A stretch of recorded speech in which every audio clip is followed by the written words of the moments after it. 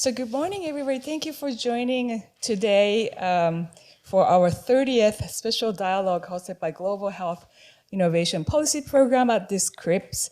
And my name is Hiromi Murakami, and I'm privileged in facilitating and organizing this dialogue series. And we'd like to thank U.S. Embassy Tokyo for supporting this dialogue. And we would also like to thank YCAPS and ICAS for co-sponsoring.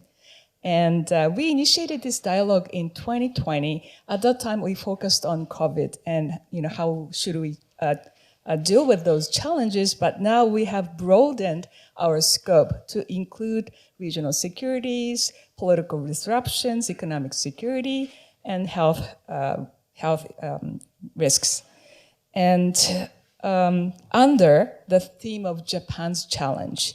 And as we are eyeing U.S. presidential election this fall, and as we are seeing exacerbating regional conflicts, our challenge will become much more complicated before. And today we're so honored to welcome Mr. Kunihiko Miyake of Canon Institute for Global Studies, who is one of the top thinkers in Japan, diplomacy, and international affairs. And he's a prominent commentator of Japanese TV programs. I very much admire his insight and his in-depth analysis on various geopolitical issues. And our commentator today is Dr. Michishita, who is Executive Vice President of GRIPS, specializing Japanese and regional security and foreign policy, including Korean Peninsula. And we're also grateful that we have such an opportunity without Dr. Kiyoshi Kurokawa's support, who is our director at GHIPP and has been strong supporter for this special dialogue. Dr. Kurokawa is well known to all of us that he has chaired many institutions, including the Science Council of Japan, Diet Investigation Committee of Fukushima nuclear power plant incident. With that, I'd like to give microphone to Dr. Kurokawa for his welcoming remarks.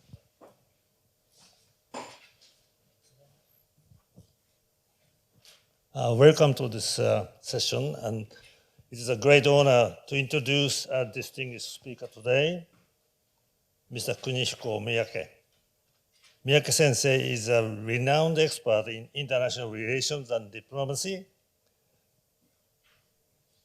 with a career that spans over 4 decades of dedicated service. He has held pivotal roles in Japanese Ministry of Foreign Affairs. Currently, Mr. Miyake is a research director at Canon Institute of Global Studies, which is a nice institution, where the insightful analysis and deep understanding of global geopolitical dynamics continue to influence policy and strategic thinking. His extensive experience and profound knowledge makes him a sought-after voice on matters international diplomacy, security, and Japan's foreign policy. Today, Mr. Miyake will share his valuable perspectives on Japan's challenges, offering us a unique window into the complexities and nuances of global affairs and how Japan should navigate its own path. Please join me in welcoming Mr. Kunihiko Miyake Sensei. Thank you. Thank you, Dr. Kurokawa. It's a great honor to be here. Having said that, I was asked to talk about navigating the future, etc., which I don't understand. So I really regret that I came here. And yesterday I was asked to speak English in this occasion. And I was expecting a very small round table. So the audience is so big that I am so intimidated. But, well, no regrets. It's too late to regret. So whatever you say, I say something I really want to say. I know I won't be invited again anyway.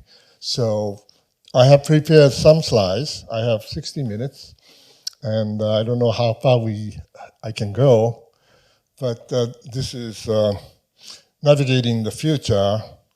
It's my take on that. And Dr. Michishita, this is my favorite picture. I don't forget. I don't remember his name, but you know who he is. This is a famous picture presented by the German, I think, foreign ministry some time ago, several years ago. This is Angela is having a quarrel with this gentleman, and Mr. Shinzo Abe is trapped in the middle, sort of. This is a great picture, but things have changed.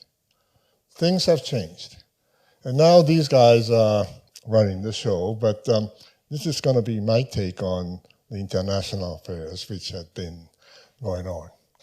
So first of all, I start with the war in Ukraine, but it's in a completely different perspective. In my view, there are 5 lessons we should learn from Ukraine, the war in Ukraine. And the number 1 is the most important one, so I start with the second one. It's very simple, not for the foreigners, but only for the Japanese. It means no defense without armed forces, okay? And in the past, in my country, in this country, people are talking about utopian pacifism. I never understood what they are talking about, but no defense without armed forces. This is the wisdom Ukrainians might have learned. Third lesson, no victory without winning information warfare. Americans have risked critical human resources to win the war. Try to win the war, I would say. So there's no doubt about it. So number 4, no defense without military alliance. But having said that, Ukraine is not a member of NATO. So they had no allies. Okay, well, we have allies, including the United States. I'm talking about Japan. Well, not quite. No ally is helped without bleeding.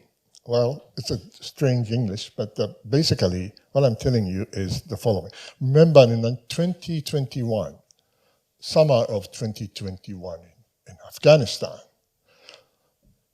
on the 15th of August, I remember, it was the fall of Kabul. And at that time, the president of Afghanistan, Mr. Ghani, fled the country, while Zelensky stayed. That's why we helped them. This is the 5th lesson I learned from Ukraine. But number 1, I hope I'm not offending anybody. I hope I'm not. But the most important lesson we learned is that experts make mistakes. You see, before the 24th of February 2022, most of the Russia hands said, Putin will never, ever invade Ukraine. He did. Why? Those experts are stupid? No, they studied hard. They know a lot about Russia. They studied about the life of Putin. Why they made such a big mistake? Because, simple, Putin is human. Putin is a human being, and human beings make mistakes. That's all. So this is the most important lesson we should have learned. Because Putin is a dictator, and probably a wiser dictator. But unfortunately, in our neighborhood, we have at least 2 similar dictators. One is big and one is small. I don't want to name them. Okay? What if one of them made a strategic mistake as Putin did? There'll be a war. That's the biggest lesson we should learn. Then, another 5 lessons from Gaza. And it is sometimes controversial because I may change my mind. Number 1 is another, again, one most important lesson. So I start with the second lesson. No defense, even if you have armed forces. Why? Human shield tactics of Hamas. See, they use human shield tactics, and high-tech army cannot beat them. See, this is a completely different kind of war. But the war in Gaza is like this. So no defense even with armed forces. That's the lesson number 2. Number 3, no victory without continuing info war or intelligence. You see, Netanyahu unfortunately failed to respond to the warning, reportedly from the Israeli defense forces. And 50 years ago, in 1973, Israel failed to predict the Egyptian attack against Sinai fortress. So, no victory without continuing info war, and overconfident army loses a war.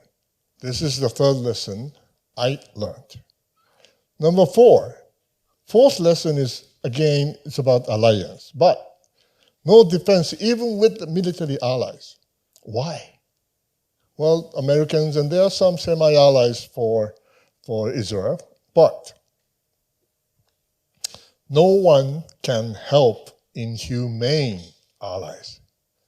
You see, if your ally is inhumane, or is not abide by the international humanitarian rules and regulations, or whatever, justice, we cannot help them.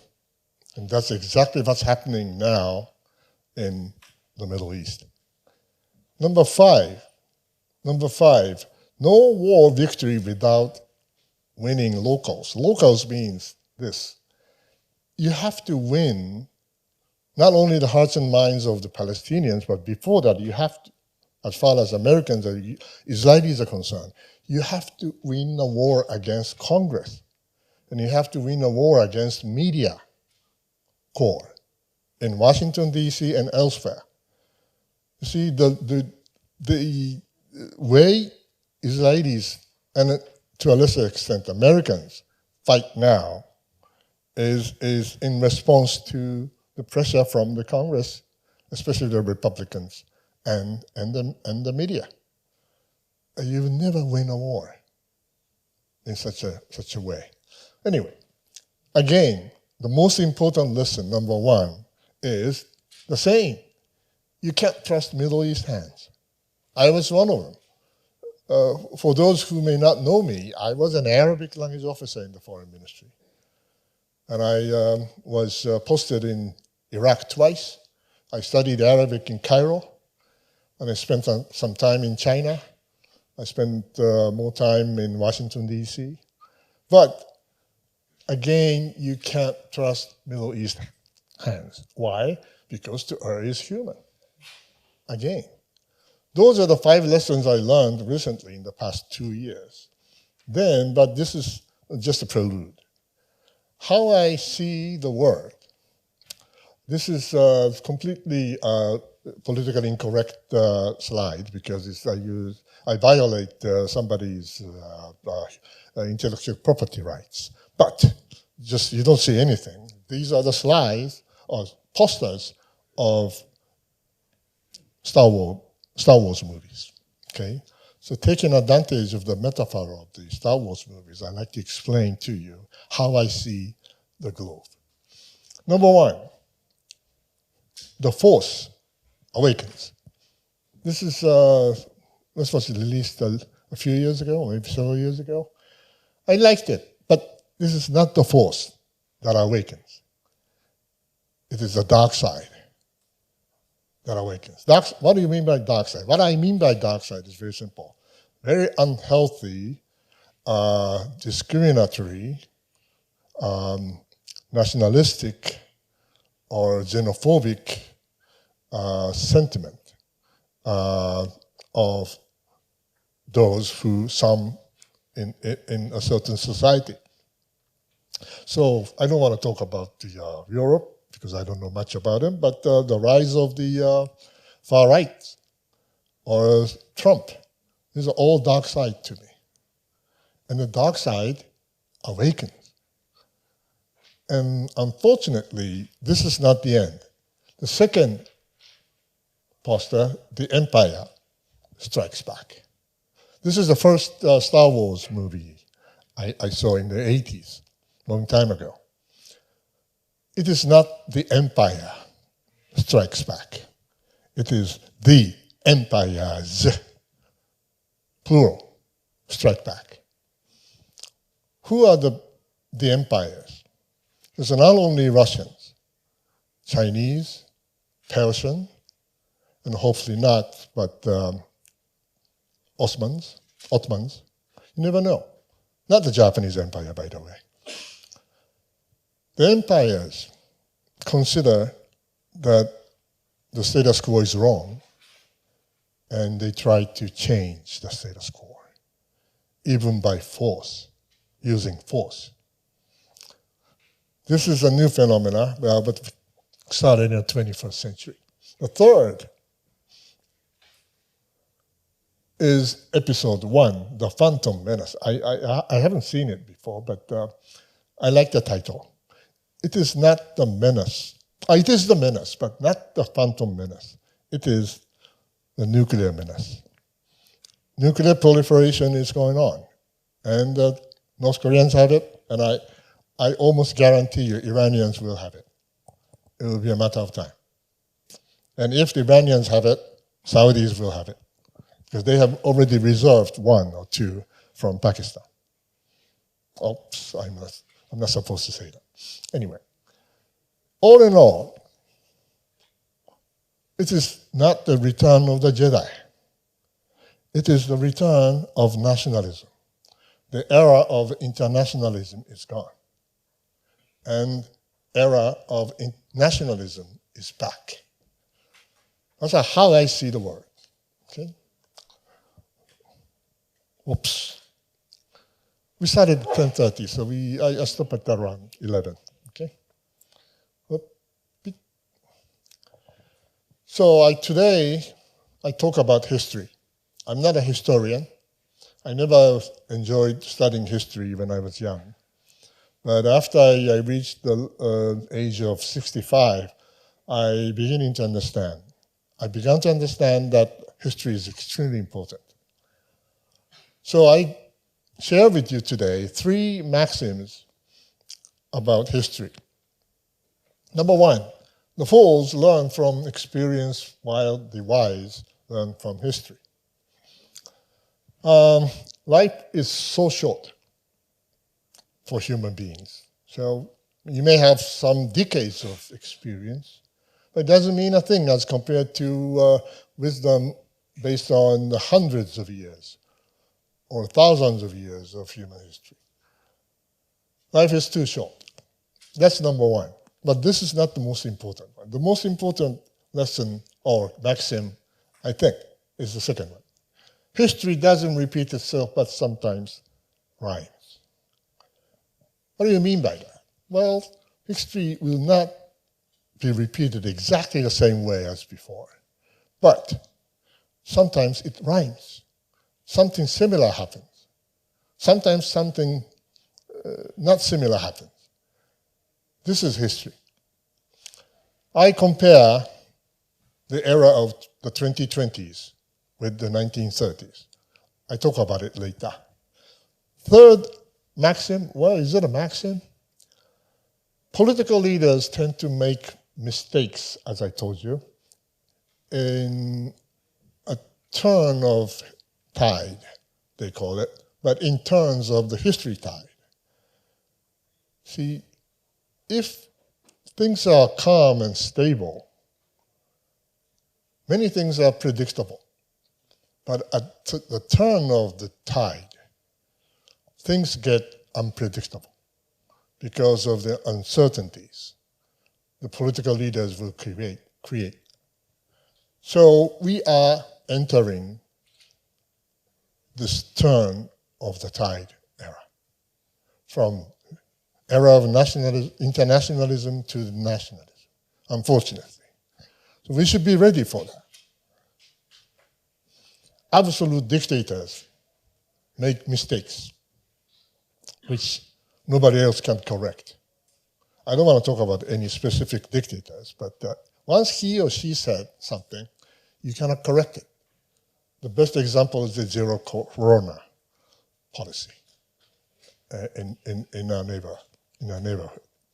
Okay, so this is the maxims on the history for Japan, and I like to focus on the similarities and differences between the 1930s and the 2020s.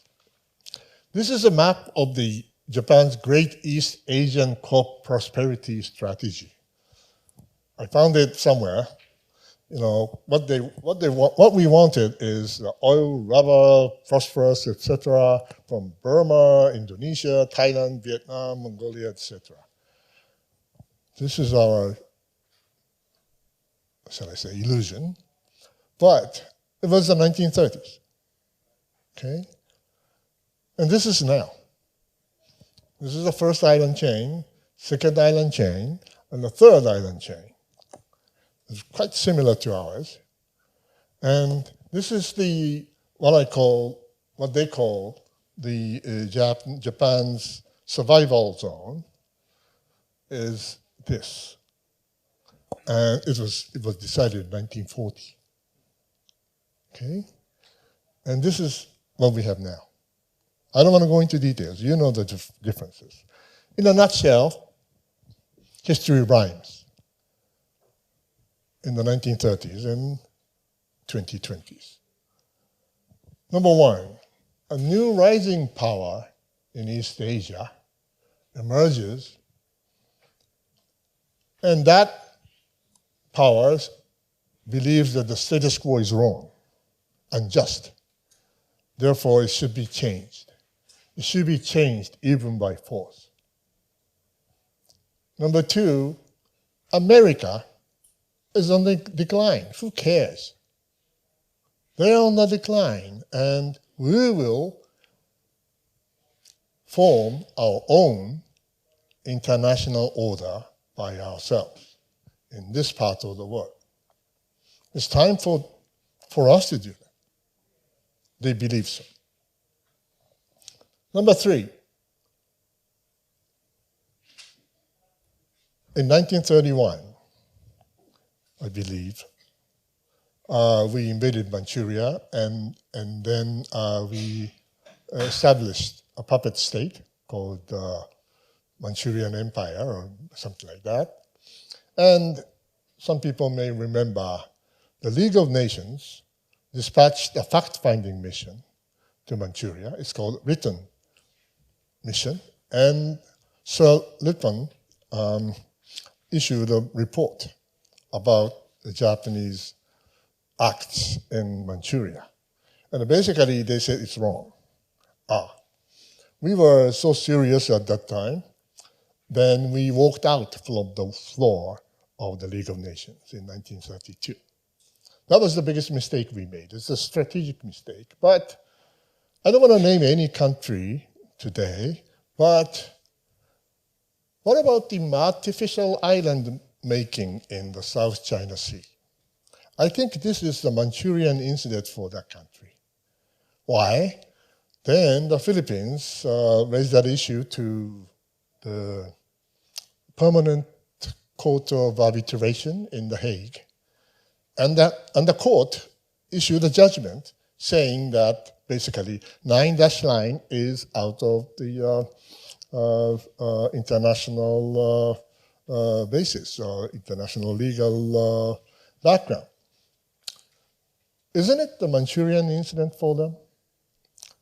Probably so. But they will never walk out from the floor of the United Nations because they have a veto power. So we were stupid. They may not be as stupid as we were. That's the 1931 incident. Then there was a tripartite act, Germans, Japanese, and Italians. Okay? And Germans started a war against the Soviet Union. Well, what about Russia, China, Iran ties? You know, that Russians are using Iranian drones, and probably they're using North Korean ammunition, probably made from the China-supplied powder. You never know. I may be wrong. There are some reports about that. Those new tripartite pact is quite similar to the old one. And then there's a Ukraine war in Ukraine, and war in Gaza. That will lead to some direction. That's what I'm worried about. So, as I said, in a turn of the tide of history, politicians or political leaders or decision makers make mistakes. As I told you, in the peacetime, things are predictable. Therefore, much less uncertainty. So you don't have to rely on intuition or coincidence or misjudgment. But in a turn of the tide, new tide, politicians started making mistakes out of intuition or coincidence sometimes, and out of misjudgment. And it started in the 1930s. It went on until 1945. I'm not saying that history repeats, but it may rhyme. Dictators tend to make more mistakes because they have much less accurate pieces of information. That's what I'm worried about now. So finally, looking back on the history of internationalism since 1945, I'm not talking about the peace side, I'm talking about war side. There were 3 theaters of operation for the US forces. Basically, you have much more. They have much more, but basically 3 most important theaters of operation, namely Europe, the Middle East, and in the Pacific. Now we recently started calling. In 1945, the war ended, but the Soviet Union was powerful, and then NATO was created, and the theater is, of course, North Atlantic. But after the demise of the Soviet Union in 1991, things have changed. Some people say, well, the history ended. One of my friends said that the world is flat. No, it's not flat, it's round. The war, the history didn't end. It continues. We started to realize that that was not the end of the history, but we switched to a new set of threats in the Middle East, basically, after 1991. The Gulf War started in 1991, and the war on terror started in the 2001, 2, something like that. And 3, we went to war in Iraq. So the theater is basically Middle East, Mediterranean, Middle East, Gulf region. In the first theater, the European theater at that time, in the 50s and 60s and 70s, Japan was not invited, was not asked to do anything. We didn't help them, but the West won a Cold War. In the case of the Middle East, we cooperated with the like-minded nations, but we never fought a war in this part of the world. We have deployed some troops, construction units or something like that. We have some units in Djibouti, but it's not war fighting, okay? But unfortunately, now the Americans' attention is coming back to the Indo-Pacific region. And I don't want to name any countries, but at least there are 2 revisionist nations in this part of the world. Americans, by the way, came back back to Indo-Pacific because they fought a war in Korea in the 50s and another war in Vietnam, 60s and 70s. And since the 1973, I guess, Americans are busy in the Middle East and Europe. But they are now back to our region. The problem is that this country is so big to deter. We need more like-minded nations. And unfortunately, America is probably in one way or another in decline. They were not the superpower as was in the 1990s anymore. So what happens is that, unfortunately, we have at least a few revisionist powers in each of those three theaters of operation. In the past, those three theaters of operation have been independent from each other, separated from each other, so that, okay, one at a time, well, we have enough power to address issues in Europe and sometimes in the Middle East, but now America is in decline. They cannot wage three major wars and win at the same time anymore. A long time ago, they stopped doing that. So that means, unfortunately, those three theaters of operation are merging into one theater now. It's a global theater. And we have at least 3, or maybe 3.5, revisionist powers, if I don't count Turkey. In order for Japan and the United States to deter our neighbors in our part of the world, what do you think is the most important thing for us to do or have? And I ask my students, and they say, oh, yes. Further strengthening the Japan-US security ties. I said, ooh, not quite. And they say, why? Well, my answer is very simple. In order for Japan and the United States to be able to deter whatever threat from our neighbors, the most important thing, there are two important things. Number one, strong NATO to deter Russians.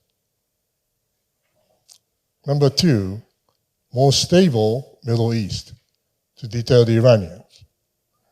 And finally, we can deter our neighbors because they are all intertwined. They are all related, interrelated.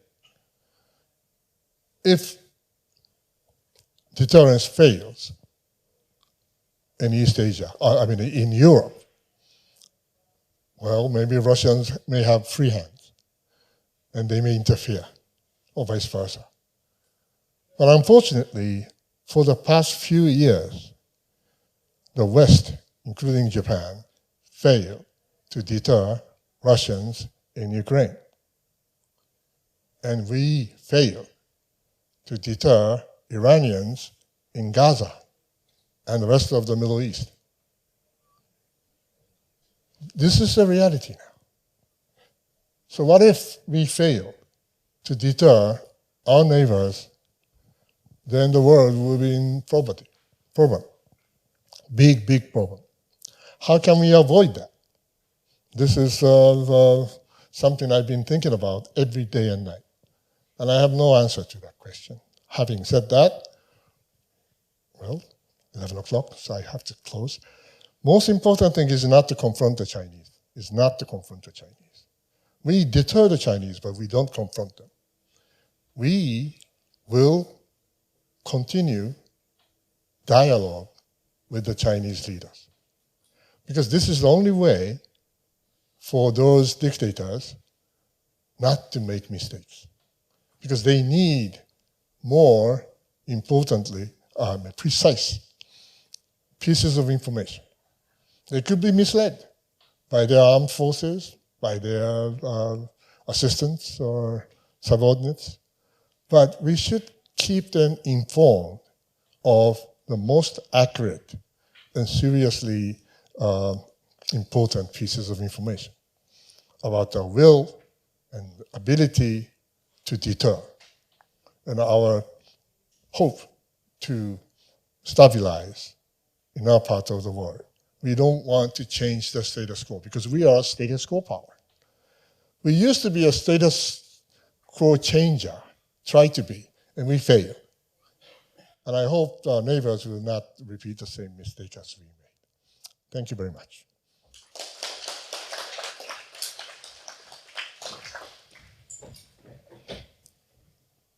Thank you so much. We wanted to listen more from your lecture, but unfortunately we have time. So I will give Professor Michishita to hand over. All right. Thank you very much, Mr.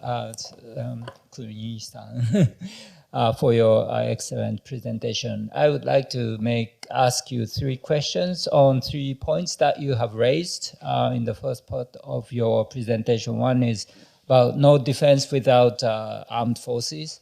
2, no war victory without winning hearts and minds of the locals. And the 3rd, no victory without allies.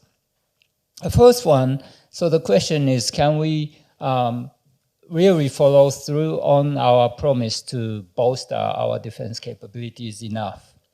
And we have decided to increase our defense budget by about 60% over 5 years, and we'll if we bring everything, all the different defense-related budget together, we'll hit, that will hopefully reach 2% of the Japan's gross domestic product.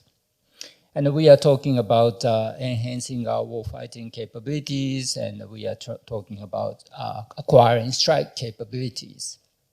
But the question is, we say it, can we do it? How can we finance that effort? Now, Japan has a huge government debt, and that is increasing. Now we are starting to live in a world in which interest rate is positive. Can we do it? And the Japanese, government is government in power is quite fragile in this under the current situation. That's my first question. I'd like to answer your first question. Oh, okay. Because before getting to the second. First of all, I know, Dr. Michishita, you know the answer. The answer is no. The answer is difficult. I know that. Okay? My answer is it will be more difficult. It will be more difficult. Why? Because I just came back from Washington, D.C. A few days ago. And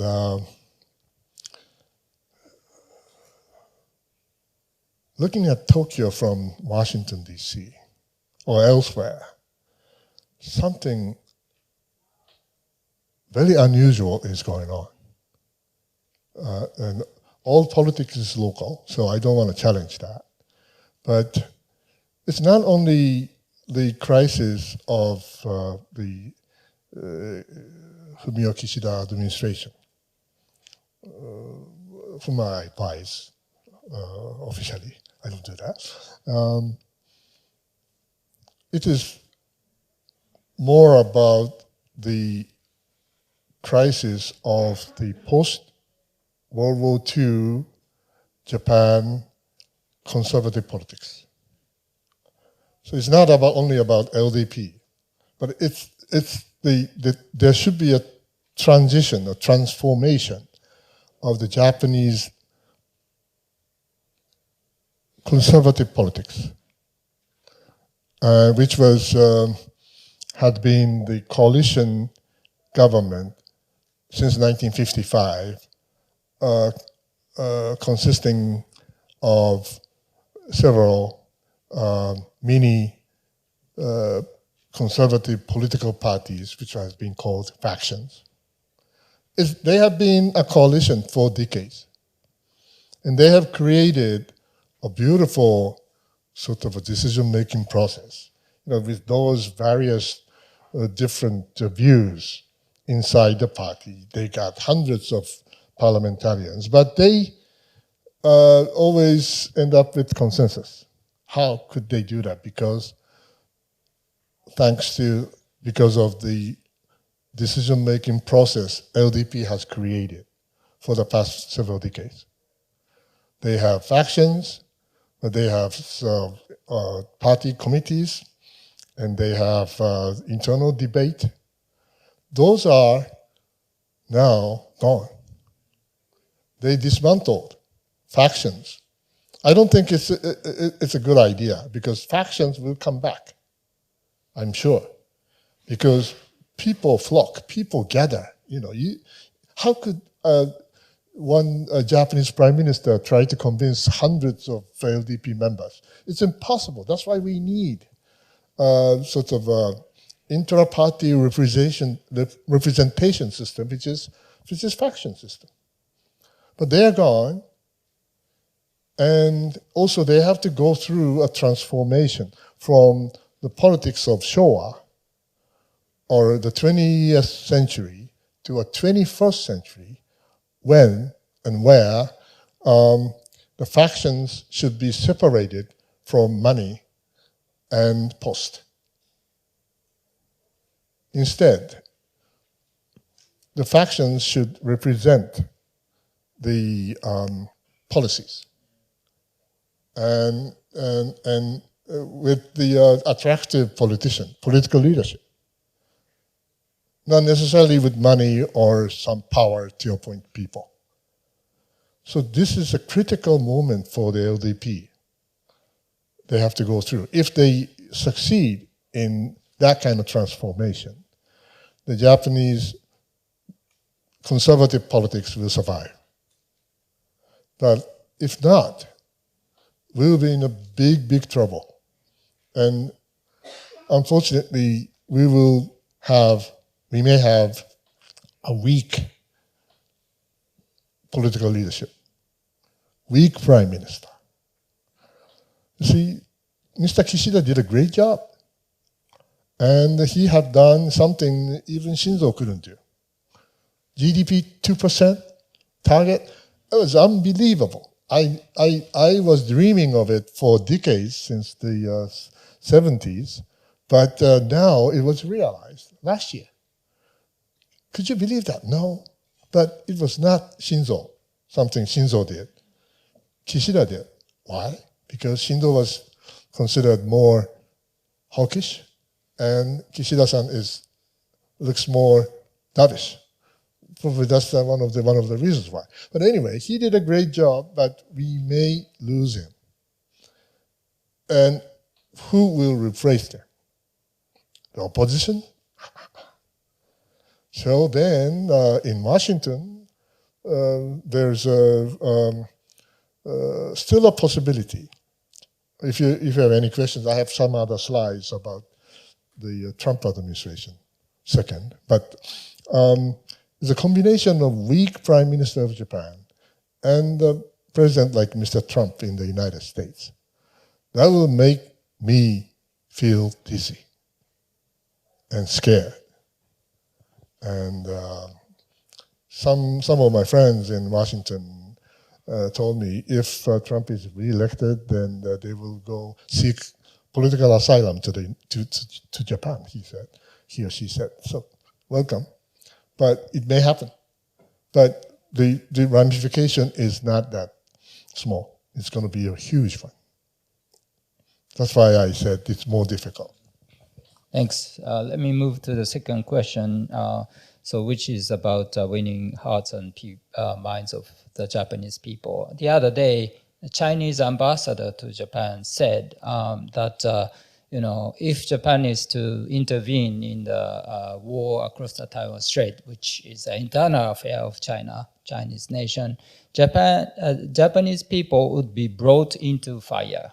So that's what he said. Mm-hmm. And I think if there is a war across the Taiwan Strait, China would ask us a question: would you be willing to the Japanese to sacrifice Tokyo for Taipei? You will be killed. Would you like to still try to help the Taiwanese people? So in that kind of China will do its best to prevent Japan from assisting Taiwan in that kind of war. So we have to really work hard to win hearts and minds of the Japanese people, both in peacetime and in possible wartime. And so in that sense, what do you think we should be doing to, make it possible for us to stay united and stay committed to the defense of Taiwan? If you had raised that question 20 years ago, then I might have told you that it would be very difficult. But things have changed over the past 20 years. And especially since 2010 and 12, when somebody's fishing boats, hundreds of fishing boats surrounding the Senkaku Islands, people just woke up. This was the first present and clear danger or threat to the Japanese territories since 1945. And we woke up. And that's why Shinzo was elected in 2012. And that's why we could go through such a drastic reform of our national security policy. So I am not that pessimistic. But having said that, this is always, I try to learn from history. There's an intimidation and appeasement. This is the worst combination. Are we repeating the same mistake again? That's my question. So if we are intimidated, we should not appease. Because appeasement policy is an easy solution for the time being, because you give in to the pressure and you give up some of your interests. But the problem of the appeasement policy is that you cannot appease forever. See, sooner or later you have a limit, and that's when we lose a war. So I say, if I were a Chinese diplomat, because I'm not a great diplomat, probably I will repeat the same thing as he does, because otherwise I will lose my job. That might have happened to Japan in the 30s or even 40s, 1940s. So history may rhyme. So I feel sorry for the ambassador of the People's Republic. Thank you. Finally, alliance question. So when Trump was president last time, he was talking about Japan as a free rider. He was saying if there is a third world war, Japan will be Japanese people will be watching that on TV, Sony TV, while the Americans will be fighting. The only problem in his remarks is that there is no Sony TV anymore. There are Samsung TVs and LG TVs, but anyway.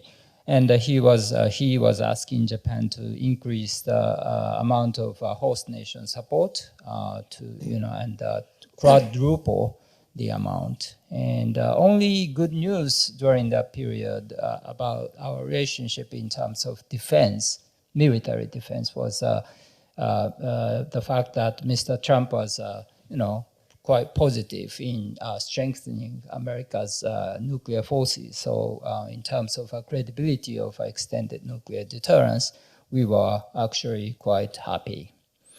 But now we are seeing, we might be seeing the emergence of his presidency. And I think we are taking necessary steps to hedge against that. Possibilities, but what do you think we should be doing in order to prepare for that possibility? Two or three most important. Right. Good news is that Shinzo has had convinced Trump a great deal, and so that Mr. Trump might have learned a lot about Japan. for the past 8 years. That's the good news. The bad news is we don't have Shinzo anymore. And nobody can replace him. And no European leaders will replace him. Nobody can do that. Plus, another bad news is that Mr. Trump is experienced, much more experienced than before. And he is determined to fight against the deep state. And also he continues to be interested in economic issues than security issues, because he's basically a business person. But having said that, Sony or Toyota in the 80s maybe, look, what our big neighbor is doing now is, in my view, I may be wrong, but if my understanding is correct, in order to keep the GDP growth rate higher, they continue encouraging their manufacturing industries to produce more, whether it be sold or not, in order to keep the growth rate higher. So that's what we call over excessive production. And they will go on. Unfortunately, I just came back from China 2 weeks ago. They will go on because they can do it. So that means the trade war, which Mr. Trump may face in the coming years, is not about us, but probably with a bigger neighbor. Did I answer your question? Thank you very much. Thank you very much.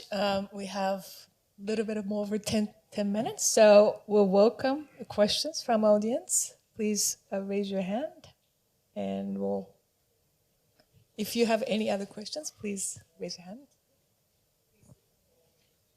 Thank you very much, Régis Arnaud from Le Figaro. Thank you very much for your very interesting conference. You mentioned the rise of nationalism and revisionism around Japan, but of course many people accuse also Japan of revisionism, or let's say there is no evidencism or amnesism or we are not sureism.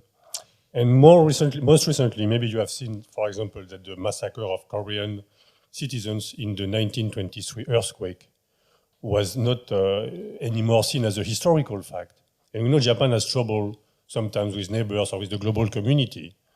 And Japan has this kind of double front, right, with multiplying trade alliances around the world, but at the same time, renegating on Kono statement and so forth. So when you see this from abroad and from Japan, what is your view of this part? Because if Japan has not so many financial means, they would get a lot of goodwill by following up on what was said 20 years ago or 30 years ago.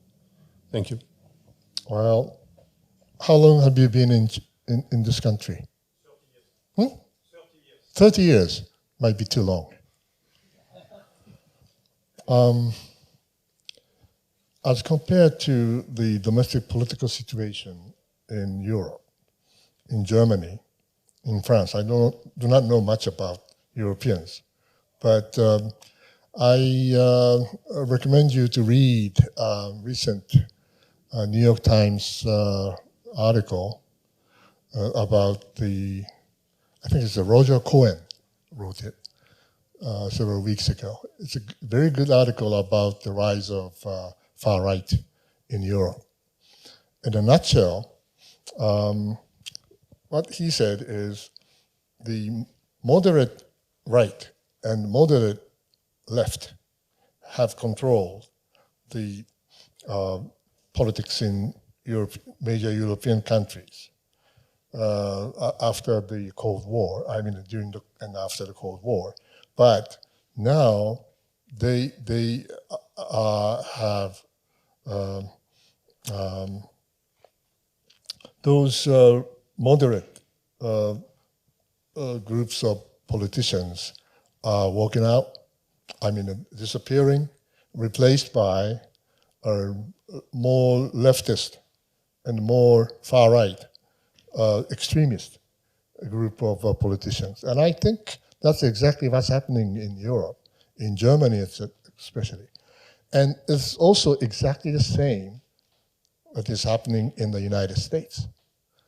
The Republicans and Democrats in the good old days, 50s and 60s and 70s and 80s, and even 90s, they were moderate left and right. But they are finishing their historical role. They have been replaced by extreme left and extreme right. And that's the reason why Mr. Trump was elected. So if that's the case, the Japanese politics is much more healthy, much healthier than those. Fortunately, the LDP, we do not have extreme left. I don't think so. We have some liberals, some in the left, but not as bad as the European or American counterparts. And more importantly, the far right has been controlled by the LDP. LDP's faction system have beautifully contained the far right movements in this country for decades. So whenever LDP is weakened, I'm worried about it because who's going to control the far right? And we have some far right parties, but they are still bubble parties or bubble politicians. They will not be like Ms. Le Pen, or they will be like Wilders or European counterparts. They are not as powerful as that. So I think if you have been here for 30 years, probably you know better than I do how weak and strong, the strength and weakness of those far rights and extremist left in this country. So there's no comparison. Any other questions? Okay. 1, 2. Any more? 3, 4, 5. Okay, so we're going to take all the questions. Is that okay? Or Sure. One by one? Or? Well, it depends. Depends, okay. Yes. Thank you very much for your talk. I'm Emma Orderman from the Canadian Embassy. You referred to... Which embassy you said? Canadian. Canadian? Yeah. Canadian. Oh. You referred to diminishing internationalism, Japan as a status quo power. I just wonder, what do you think, how to preserve this status quo, and what is Japan's role? Like, which forum should Japan be? Do we pursue the UN model? What do we not do in terms of, is it minilaterals? And then you said everything is local politics. How might Japan increase the local politics, the population support for the deterrence model, for increasing warfighting, the funding of it, especially given the economics of it? Thank you. Yeah, it's a very good question. You know, when I say very good question, that means it's so difficult to answer. So I need some time to think about it. But having said that, in my view, I think still the lessons from Europe and the United States is important.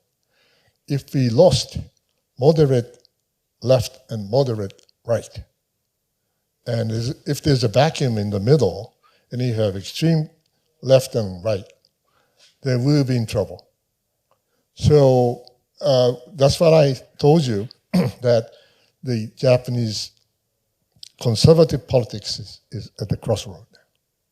So we should maintain the majority of moderate left and right in the political spectrum in order to keep our society healthier and wiser.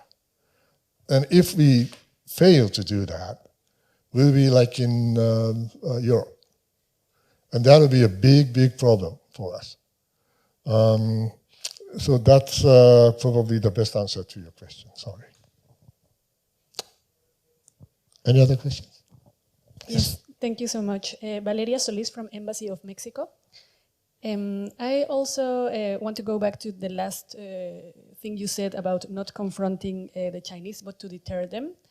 What do you think they are aware of this strategy, and what do you think they think about this, and if this is the same applies for North Korea. Well, they are very smart people, so they understand what we are talking about. Probably they know more about us than we know about them. But having said that, they are repeating our mistakes. The same kind of mistakes as we have made. So no matter how much they know, try to know, understand the world outside, the domestic political mechanism would not allow to adjust themselves to a new reality. See, they have a leadership with, if not dictatorship, strong leadership, and you cannot challenge them. There's no democracy. You cannot speak out. In order for you to maintain your job, you have to keep silent. In those countries, you cannot change policy at the right time. So they are aware of what I'm talking about, but probably they are unable to change course because we couldn't do that in the 30s. So I hope they are not repeating the same mistakes as we did, but they are.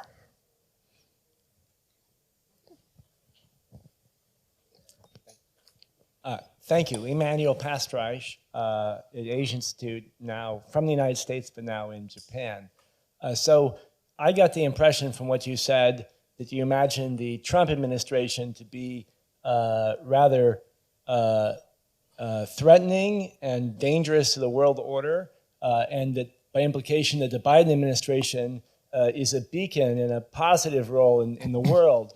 As an American who was just in Washington, this is not how it's perceived, and I'm not a far-right figure. We see, myself and my friends, see the Biden administration as unprecedented in the level of corruption within the administration, and the example of for example, the persecution of Donald Trump by the Justice Department, basically on made-up charges. As someone who's been a Democrat for most of his life, I find offensive. So I'm very curious, because it's in the interest of Japan to assess the United States in an accurate way, why you assume that the Trump administration would somehow be inherently offensive and the Biden administration would be okay. I never said that. You said that. Well, okay? Then That's I'd like number your one. assessment then. Let me finish. I'm not a US citizen, so I don't care whom you elect president. If Mr. Trump is elected, he's president of the United States, which we should deal with. Period. So I'm not making comments on the performance, the political importance of those presidential candidates.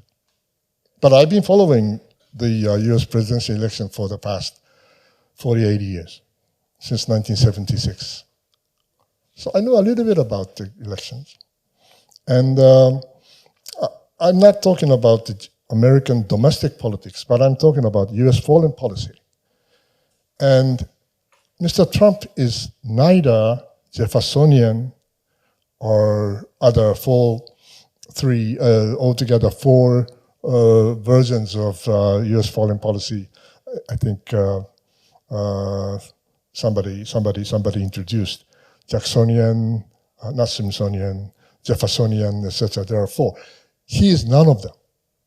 He is, in my view, probably more like Monroe Doctrine in the 19th century. His idea of kind of distaste for the Europeans and more America first philosophy. It's a Monroe Doctrine of the 21st century. So if that's the case, we have to deal with them. Because if he is elected, he is your president, not mine, but president of the United States. Any other questions? Miyake says, thank you very much. Kawai from Zimmer Biomet, medical device company. I was just wondering if you can touch a little bit more around trade and economy, because most of the multinational companies have been operating based on the global open market. But recently, especially for healthcare, we talk a lot about healthcare security, like economic security behind the scene. And as you mentioned, like the 30s or the 40s, there's a lot of noises talking about like we're gonna head into the block economy kind of things. I was just wondering if you can touch a little bit about your view on trade and economy. Well, I'm not an economist, and I do not have enough expertise or knowledge to answer your question straight. But I was a WTO trading services negotiator in 1996, 94, 96. And at that time, they were talking about the possible accession of the People's Republic to the WTO. And I was firmly opposed to that. Although I was a junior officer, so I couldn't convince my seniors. But at that time, they failed. But I think it's the year 2000 something, China finally joined the WTO. That's when the WTO died. The international trade system, which had been formed and strengthened for the past several decades, starting with the GATT, General Agreement for Trading, Tariff and Trade, is over. And but doesn't mean that if we continue to exclude China, there will be a different kind of difficult globe again. But unfortunately, we thought that China will join the international economic community, but they didn't. And I think that's the biggest mistake we made in the 90s. Excuse me. Any other questions?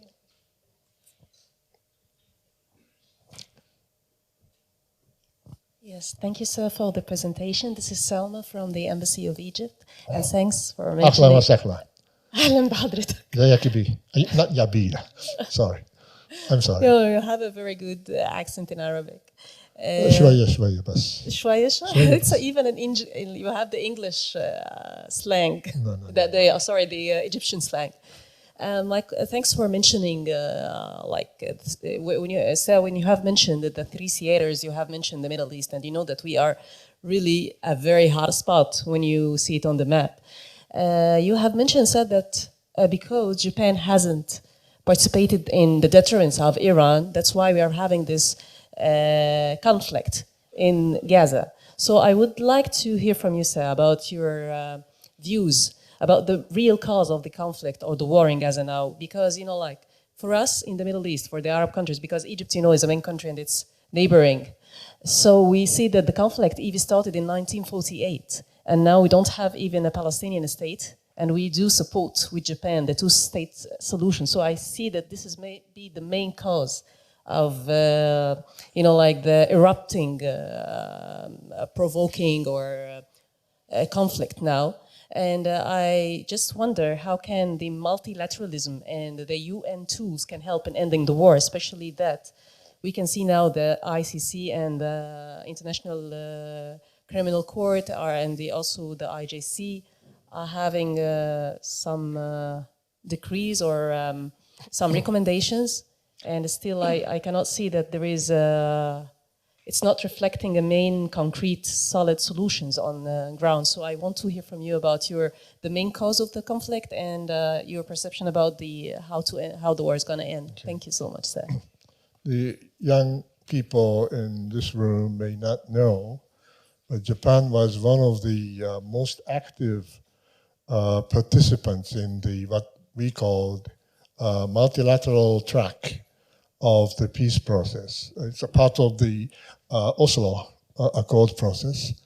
And I was a diplomat in Washington, D.C., stationed in Washington. And we, almost every month, we participated in those multilateral negotiations.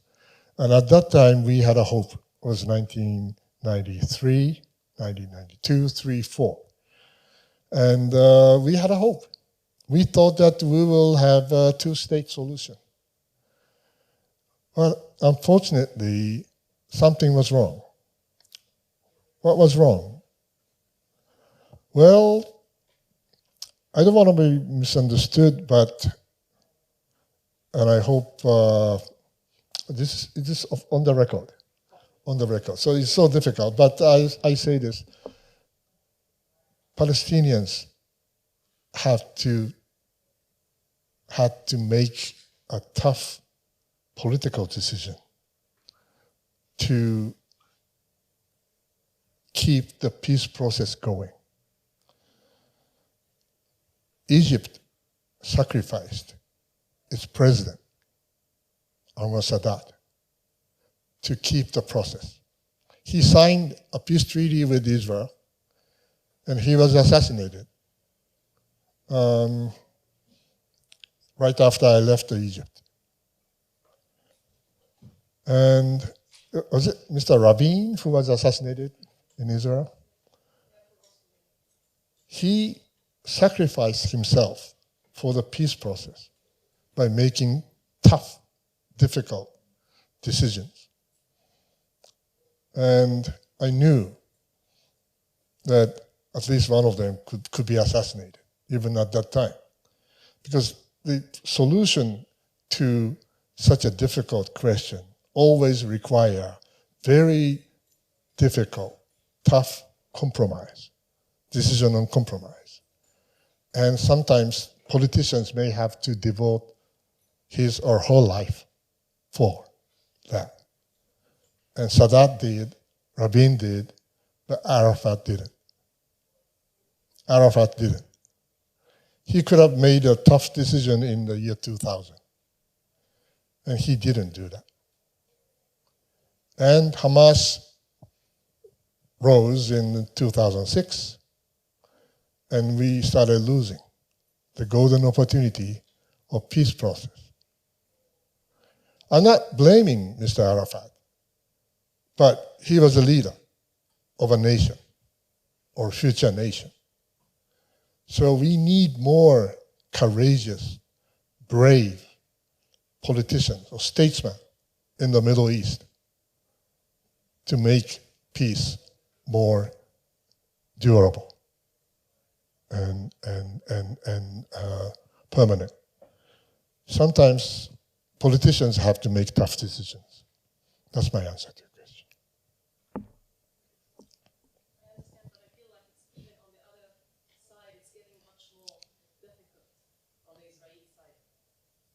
Israelis, you see, Israeli strange domestic politics now is a result of Hamas.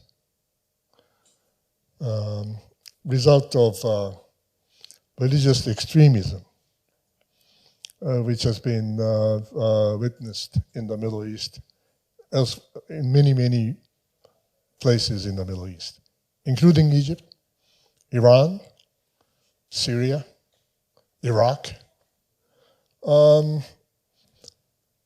That's the reaction and chain reaction of religious extremism. It's culminated in the Netanyahu administration. Well, this is just a comment, and I cannot.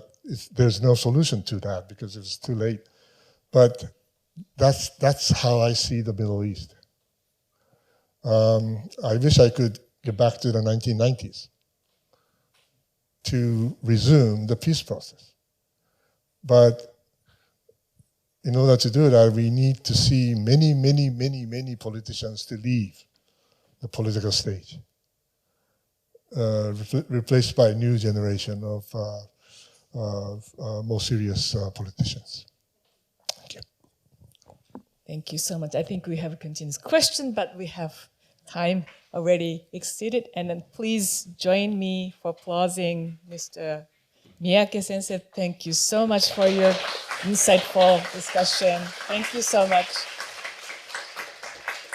We may want to call you again if you wouldn't mind. Thank you very much for coming to this session. It's the end of the program. Thank you very much.